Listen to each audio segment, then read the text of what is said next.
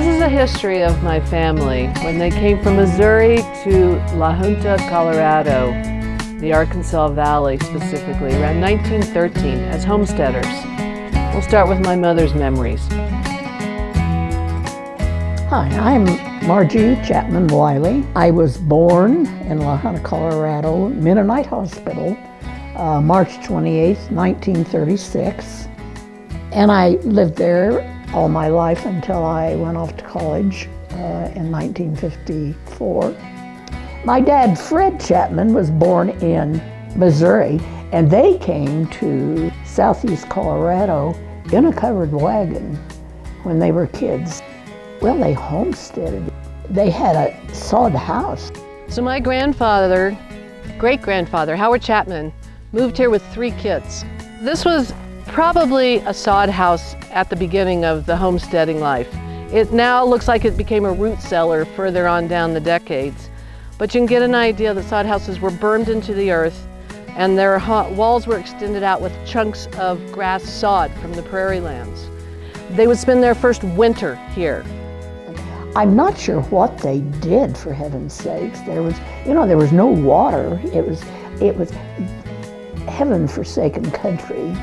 This 320 acres around here is what they moved here to homestead and prove up in 5 years so that they could own it. What they grew out here, best that we know, is broom corn. And this is what they used to make brooms. It's the straw that makes the brooms, is what it was for. So you can imagine this was a very live part of the world until the drought moved in and the Dust Bowl days. We are in the heart of the Dust Bowl right here in the 1930s. But my great-grandfather, Howard Chapman, and Nettie, his wife, they got out of here probably in 1925.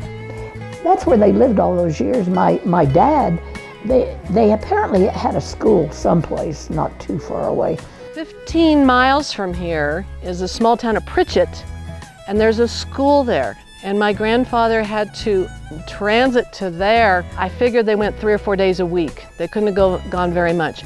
How did they get there? I don't know. Was it by horse? Was it by wagon? My dad only went through 8th grade because the nearest high school was 30 miles away. So there's a funeral happening right behind me over here at the Hillcrest Cemetery in Rocky Ford, Colorado. My name is Leslie Wiley Reeves. Whew, it just got sprinkled. And my mother is Marjorie Chapman Wiley. This is Howard Chapman and Mary Jane Dennis Chapman. Both born about 1881. These were my great-grandparents. These were my mother Margie's grandparents. They did prove up their land on the homestead and became owners of it in about 1918. My great-grandfather, Howard, was a barber here in Rocky Ford for about 20 years before he retired. And they both passed within 3 months of each other in 1958. when my mother and dad were first married, my mother was only 17. During the Depression, she played the piano.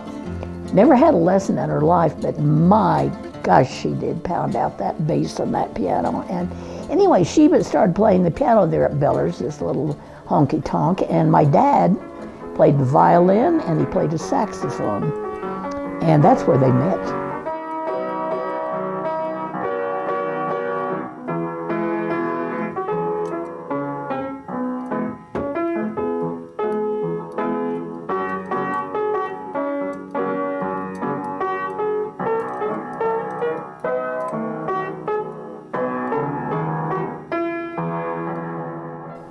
To simplify the confusion of the family tree, here's one that shows Margie and her parents, Marguerite and Fred.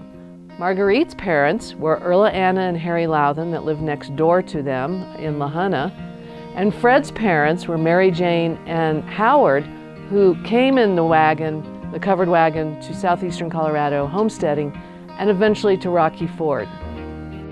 Harry, my beloved granddad, he was a big, bald-headed, jolly man, smoked a pipe, He worked for the Santa Fe Railroad there in La Junta, in the roundhouse. And he used to take his little metal lunch pail and walk across the North La Junta Bridge to work every morning, and walk back every afternoon. Well, he was just a great person. Everybody loved him. He and Grandma, I don't know how long they were married, forever and ever, and she'd pop off at him and he'd say, "Thunderation, Erla." I just always had my grandparents there. My mother, Marguerite, when she was 4 years old, her appendix almost burst, and the doctor came and they stretched her out on the kitchen table and took her appendix out. My dad, well, he and my mother were married in 1929. Daddy became a barber because his father was a barber. Then when they moved to La Junta, and he had a grocery store, and he put his barber shop on one end of it. We lived in one room in the back of that store with an outhouse. Yeah, we didn't even have any indoor plumbing. I remember that the ice man used to be bearing chunks of ice to put in the ice box. Usually had a chamber pot under the bed at night if you needed to go. I went to North La Junta Grade School, which was a two-story red brick schoolhouse, and it was only about a half a block from where we lived. Of course, these were all dirt roads, but so we walked down to school and always came home for lunch and all. And I was in fourth grade, and they came to the room and took me out and told me that my daddy's store was burning. And of course I panicked, and I ran home. I was by myself, ran home, and there it was on fire. Our house was only just a short distance from the store, so I stayed at home. But it was tragic. It was horrible. There was my daddy's store burning up, and it was destroyed, totally destroyed. Yeah. Well, he decided to rebuild. Yeah, the barber shop, of course, was gone on the other side. Became Fred's Market, and it was quite a thriving business. All North La Junta, of course, traded there.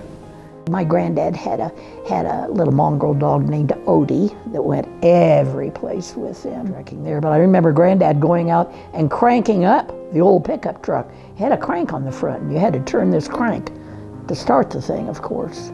I remember him doing that. And then Odie'd hop on the seat beside him, and they'd take off, yeah.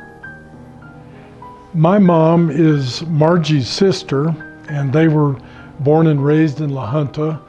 And I guess when she was 17 years old, my mom got married and moved to Boulder, Colorado, where she went to college.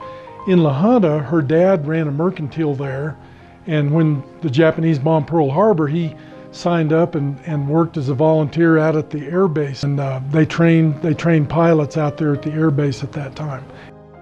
Every year for a few weeks, these moths would just swarm.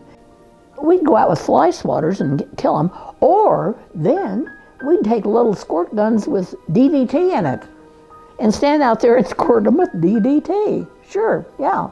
Didn't know the difference. In junior high, here in junior high, I was a twirler, a majorette. Then when I went to high school, my junior year, I was a cheerleader. There were 4 of us, and it was fun. It was fun. My upbringing was good. Yeah, in fact, it was really good.